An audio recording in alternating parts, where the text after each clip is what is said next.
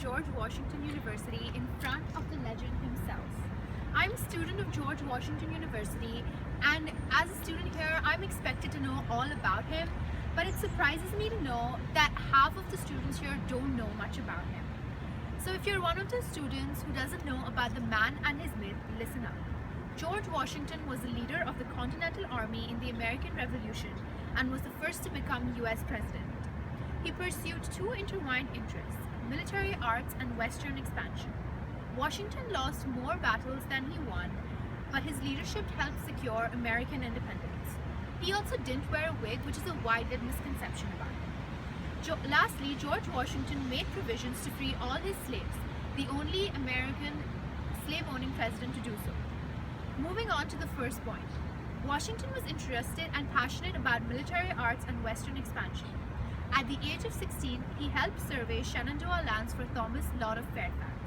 Commissioned as Lieutenant Colonel in 1754, he fought the first skirmishes of what grew into the French and Indian Wars. The next year, as an aide to General Edward Braddock, he escaped injury, although 4 bullets ripped his coats and two horses were shot from under him. From 1759 to the outbreak of the American Revolution, Washington managed his lands around Mount Vernon and served in Virginia House of Burgesses. After his retirement, he lived on his Mount Vernon estate, which had seen 2 large expansions and large landscape improvements after his inheritance from it. Furthermore, given Washington's ultimate success during the Revolution, it's important to consider that he lost more battles than he won. Despite his roster of tactical defeats, Washington brought many important characteristics to his military command. His ability to rally men under fire and sustain the Continental Army's morale, his administrative talents, and his grasp of larger strategic imperatives all made Washington the great general that we remember and celebrate. Last but not least, people usually wonder if George Washington wore a wig. Even though wigs are fashionable at that time, Washington kept his own hair, which he wore long and in a ponytail.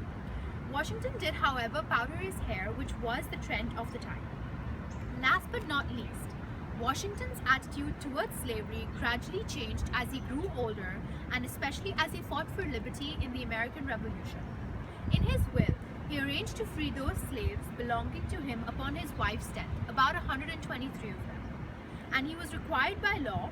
His estate took care of the former Mount Vernon slaves for decades after his death. Washington is the only slave-owning president who freed all of his slaves. In review, born in 1732 into a Virginia planter family, he learned the morals, manners, and body of knowledge requisite for an 18th century Virginia gentleman. His skills in military and his liking for designing and expansion of his lands were both impeccable.